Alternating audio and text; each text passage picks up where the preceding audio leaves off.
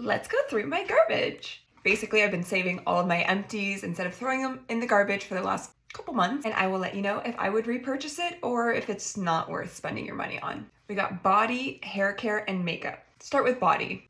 This isn't even body, this is nail. It's the Kit Nail Polish Remover Dip.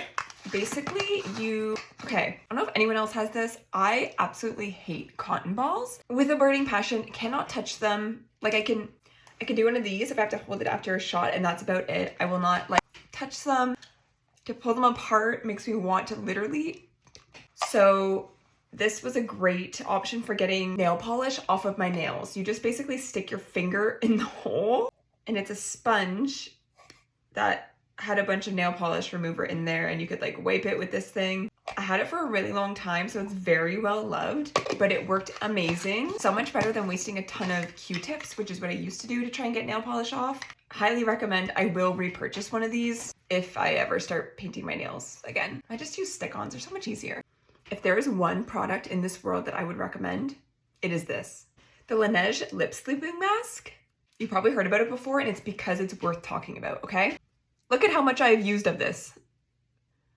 There is not a morsel remaining. I think I have 4 of these, okay? They're like $30 and I am cheap as fuck. And this is worth it for me. This one was actually a gift. Thank you so much, Aya. They have so many delicious scents. I have tried the candy one.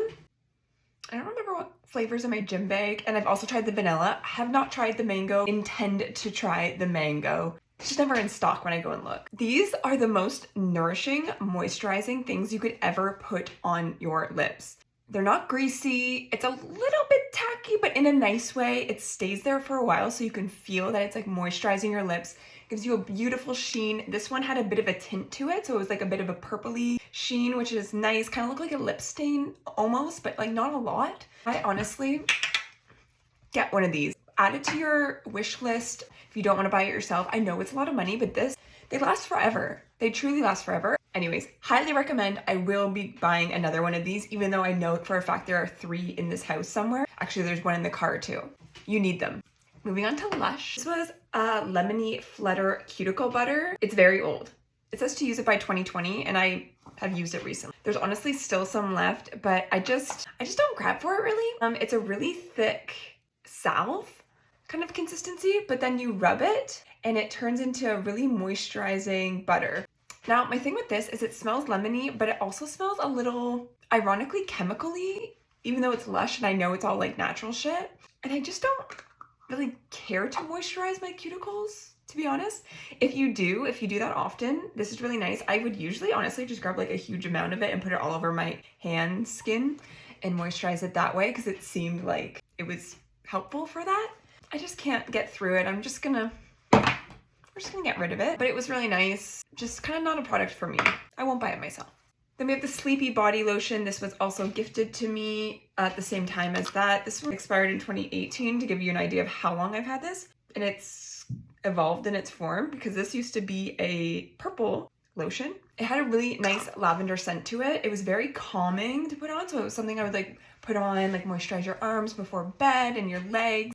I don't buy things at Lush really, to be honest, other than their bath bombs sometimes, but I would buy it if I were there and looking for something like this. I just kind of get like whatever's cheapest in the big container typically, but it was nice. And if you're a big lavender fan, I would recommend giving that one a try. Moving on to hair, and I will say I'm not a big hair product person, mostly because I just do this 99% of the time, or throw it in one of these, or straighten it, and the odd time I'll curl it, but like basically for a wedding. So I'm very choosy with what I purchase in terms of hair products because I really don't give a shit. One thing I love though, dry shampoo. I know there's probably some ingredients in this that are not great, but I don't care. So please don't tell me about it. This is the XXL Volume Dry Shampoo from Batiste. I love this. However, they have recently changed the top, and I don't love it as much as I did before when it was one like this. This kind of a top, for whatever reason, it like gives it a little bit more of like an aerosol spray, in my opinion, which for specifically this version, the XXL one that's supposed to give it volume, I'm looking for. For this one, it's just like tropical, it smells nice, that's fine, I don't need the volume aspect, but for this one, I really kind of wanted that, and I find that it's gone out a little bit So that's why I'm kind of just buying whatever now, whichever one's cheapest for them. But if you can find it, particularly with the old top, highly recommend it. It's really nice. Gives you that cleaning while also like not making your hair stick to your head. Next up is the L'Oreal Heat Slayer Pre-Iron Spray. Didn't use this one how it was intended to be used. It was gifted to me. It smells so delicious, sweet but tropical. In theory, you're supposed to put this on before you straighten your hair. I kind of used it almost as like a detangler, deep conditioner situation because it smelled nice and it kind of basically just gave you that like silicone covering on your hair and made it feel very smooth. Did what I wanted it to. I will say, if you're spraying this onto your hair, be mindful of where you're standing because it puts like a silicone covering on wherever it falls. And I was always doing it like right here in front of this closet door. I would always just like, and the amount of times I almost slipped and broke my neck on the carpet because it was so slippery after this had like dried and like accumulated a couple times. So I would like be strategic and go to a different spot every time that I was spraying this on my hair so that that wouldn't happen. So you've been warned, but it's very nice. And honestly, just for the scent, I would probably repurchase it again if I was looking for something like this. Now for the makeup. MAC Prep and Prime. I have used so many of these up over time. Couldn't tell you the last time I purchased one because it just lasts so long and I'm really cheap, so I'll like refill it with a bit of water when there's like this much left and just kind of like make it last longer. I love how thin of a mist comes out from this head. It doesn't mess up your makeup at all. I don't know if it does anything to make your makeup last longer, but it feels like a nice finishing touch. It's kind of like a ritual to use a setting spray for me more than looking for longevity because my makeup kind of already lasts pretty well because of the way that I do it. And like, really, what could putting some sort of water over top of your face do? It's all gone. But again, they're kind of expensive, but I'll probably end up purchasing another one of these in a while. Let's talk foundation. I'm looking in a foundation for something that is more tanned than I actually am because this is my real color. I am looking for something with a slight sheen that isn't dewy, that isn't matte, that isn't super opaque, and isn't too sheer. I'm kind of picky with foundation for how like not picky I am about anything else in my life. This is the best foundation I've ever used. Catrice HD Liquid Coverage Foundation. I used to get it at Shoppers Drug Mart. I went in a couple weeks ago and they have discontinued having Catrice there. I'm panicking because I don't know what I'm gonna do. I don't think they have this at Walmart. I might have to go to the States and stock up every time. It's so beautiful, so luminous. I love the glass bottle. It holds a lot. It has a little dropper. It lasts forever. Oh my God, there's some drops left in this. I'm not getting rid of it. Like when I say that I have so many of these, and then when these colors were out, I got the True Skin from Catrice as well, which is a similar line, but not quite as good. I'm obsessed. And what I'll typically do is mix two shades. These are both 35 Natural Beige.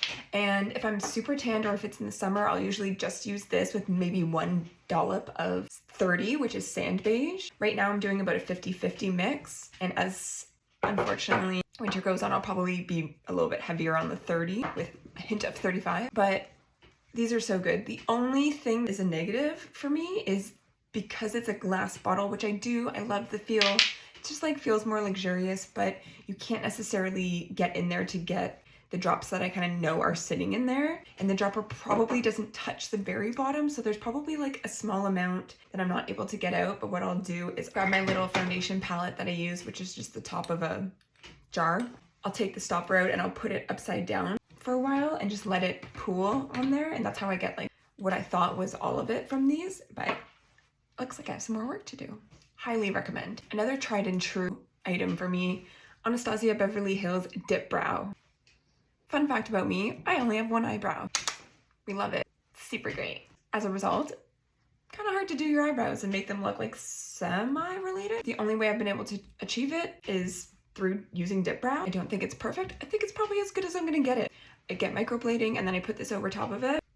You know, we're working with what we got. I use the color Blonde. I have 2 Empties here and one on the go. I think I might have thrown out another one recently. I used to use Auburn, which had the wrong undertone for me. It was more of a red undertone. And as you can see, I'm a little bit more of like a, sounds weird, but like a blonde undertone to my hair when it's dry. I use Blonde. I think it's the closest match. and it's not even finished, but I find like it gets to a point where it's less creamy. Let me show you the one that I'm currently using. So like the texture is just different. It gets a little bit more hard and chalky and like not so smooth to work with, and so that's when I just buy a new one, which is unfortunate because they're not cheap. Here's the other one. But to get to that point lasts me months. Like I maybe buy maybe 2 of these a year, but I love them. I apply it using this little guy, which maybe was a ABH brush. I don't really recall, but it's thin, a little malleable, and you know, you just work it in. Recommend, highly recommend. But again, you're not gonna get, it looks painted on because it's painted on, but what are you gonna do, you know? Next up, the color I'm wearing today. I had never heard anybody talking about these lip products. My neighbor sells them and I love them. She gave me a couple to try once and I'm just like, I'm obsessed. The brand is New Color, and from my understanding, it's kind of like a Mary Kay Avon situation. I don't know, maybe that's incorrect, but it's their Power Lips Fluid. It's like a liquid lipstick. This is the color Roar. It's the color I'm wearing today. This like it's just kind of dried up and used up, to be honest, because I just use it constantly. But I love the red. I do think it makes my teeth look whiter than they are. And I love the applicator, has a little bit of a angle to it. It's a very matte but soft formula. You typically don't get any, well, I just put them on so it might not be dried yet. Typically don't get like any transfer once it's dried, and it lasts all day. It's slightly drying in that like it's not moisturizing your lips, but if you moisturize your lips before putting it on, it looks really flawless on. A little close up. Yeah, I love them. I have them in a couple other colors. My other favorite is Maven. I also have Ruler, which is a metallic, which I kind of like regret getting because I don't really wear metallics, and Unbreakable. This one isn't quite as opaque as I would like it to be, but still love the formula for the certain colors. Works great. I'll continue to purchase these. Although I have heard, I think they're reformulated now, so I haven't had any of them since then, so hopefully they didn't change it too much. Another essential for me is liquid eyeliner. I wear it most days, and what I'm looking for in a liquid eyeliner is one that is waterproof because my eyes are really watery, however not so waterproof that it's hard to get off at the end of the day, which I know is like a lot to ask, but there are some that do it. This is one of them. And I like a very, you know, crisp line. I like it to be user-friendly. I typically prefer like a very fine felt tip, or if it's gonna be like a brush, it needs to come to a very fine point, like 3 bristles thick max at the tip. So this is one that I continually purchase. However, I found a drugstore version recently that I'm really loving, which is what I'm wearing right now. But prior to that, I was always repurchasing the Tarte Sex Kitten liquid eyeliner. Has a little kitty cat on the packaging, which is cute. It's not cheap. It's like, I want to say like 23 bucks or something. It lasts a fair amount of time. It's a felt tip, like I said, and essentially it just eventually dries out and you have to like push a little bit harder than you'd like to get that crisp line. So you start getting like blocky, longer than you want them to be wings, and it doesn't go great, but love it. Get it at Sephora all the time. It is one of my staples up until recently when I got the new one. However, I was always looking for cheaper alternatives to that, and one of them that I came across in my travels was the Essence version.